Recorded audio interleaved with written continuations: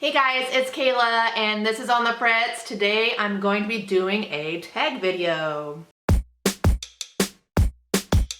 So today I'm drinking a Leinenkugel's Canoe Paddler and it is a Kolsch beer.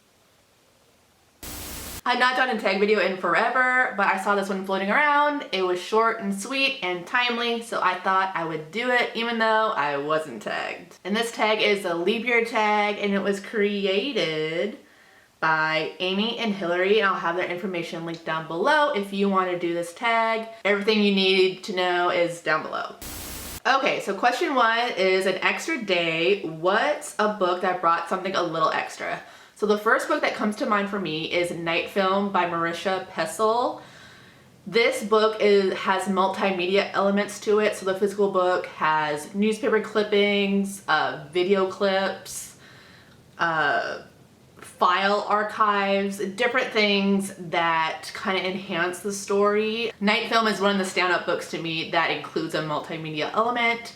Night Film is a slow burn mystery story that follows an ex-journalism writer who kind of is infatuated with this cult horror director, and the director's daughter just recently died. Everyone thinks it's suicide, but the journalist thinks that there's foul play involved, and so he involves himself, and that's basically, it's just him discovering what actually went down and just kind of this world that this director has wrapped himself in. Question two, taking a big leap, what is one book that you are or were afraid to read? So a book, I'm not big into classics. I just can't understand the language very well. It goes over my head. So a classic that I read but ended up enjoying moderately was The Time Machine. I gave this one 3 stars. This is kind of like the original time traveling book, and it's just about a man who builds a time machine and he goes back in time, or he goes forward in time, and he kind of sees how humans have devolved into 2 different species. Another classic author that I still am afraid to read is H.P. Lovecraft. I tried reading one of his works and I could not get into him. And he's like the grandfather of sci-fi horror, which are 2 genres that I love. So it's very unfortunate that I could not get into his books, but he is someone that I still want to give another try to. I just may try a different format like a graphic novel. Question 3, every 4 years, what is the 4th book that you read this year? So the 4th book I read was Grin and Bearded by Reid. This is book 2 in the Winston Brothers series. This is a contemporary romance that is a small town romance, and it follows this close-knit family. This book in particular follows the oldest sibling. He is a reformed bad boy who is celibate, and his love interest is a celebrity actress. Very famous, but he doesn't know who she is, and they fall in love while she is in town filming a movie. Question 5, leaping ahead. Name 4 books that you want to read or read by the next leap year, or name something on your bookish bucket list that you want to complete by the next leap year. So bucket list wise, I definitely want to go to BookNet Fest. That's something I kind of want to go to this year, I think. I haven't really made plans or talked about it much, but I do want to go. And then as far as like reading goals, I do want to read all the books I physically own on my shelves. I don't have a whole lot of books on my shelves, but there are a small handful of books I do want to read by then. I still have a reading list of books I wanted to read before I turned 30. That didn't turn out so well. I am turning 31 this year, so I definitely want to read the books on that list as well. Oh, I skipped a question. Question 4, 366 days in a year. Go to your 3rd shelf and name the 6th book on that shelf and the 6th one after that. So my 3rd shelf technically holds all my yearbooks. So I'm not going to talk about those. I'm just going to go to my comic shelf in the corner. The first one is volume 8 of Harrow County, Done Come Back. This is the conclusion to the series.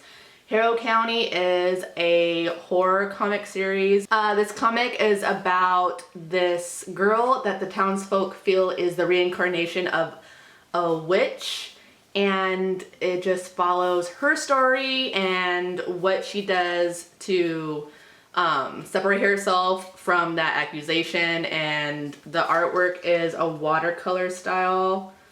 Let's see if I can find something not spoilery. It is written by Cullen Bunn, who does a lot of horror comics. And then the artist is Crook, who has like a watercolor style.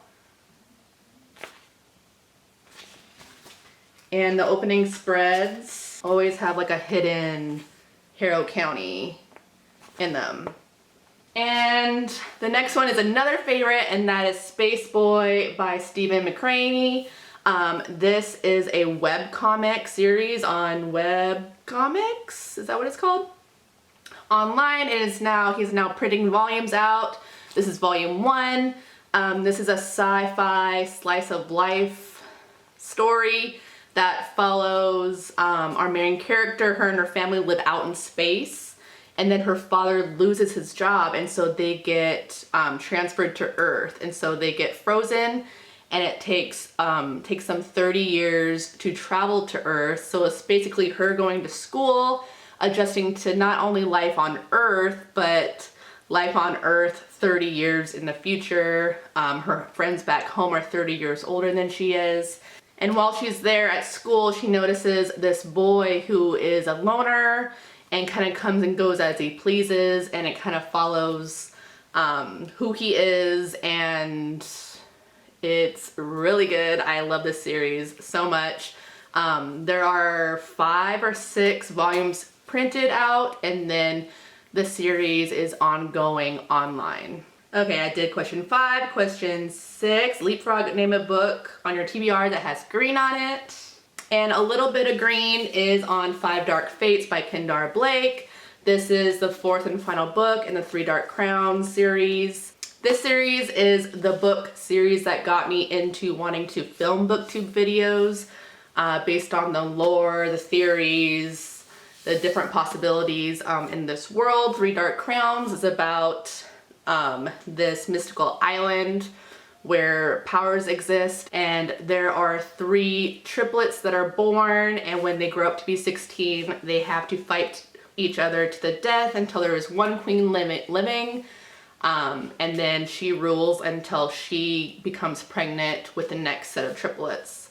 And this is something I've been wanting to reread the series before I get to this finale, but as with many conclusions, I often put them off, so this is very high on my TBR. And there's a little bit of green, one of the crowns.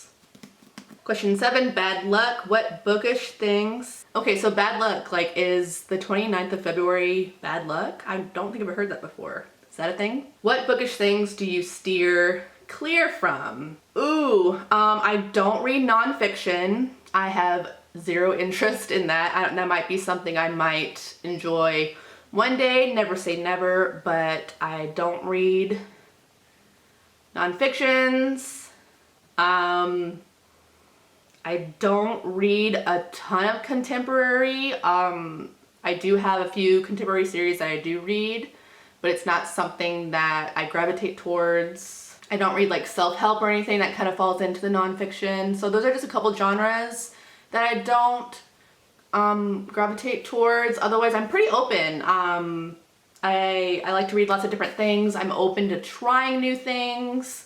A lot of my favorites have been things that I originally never would have wanted to read. So yeah, I'm not too picky. And the final question is to tag 4 friends. As this is going up right before the 29th, I'm not going to tag them in directly. If you want to do this, like I said, information is down below if you want to grab the info and do it yourself. Okay, cool. Thank you so much for watching, you guys. My social media information is down below if you want to be friends on Instagram, Goodreads, Twitter. If you're jiving with me and my content, go ahead and hit subscribe, and I'll see you in my next video. Bye!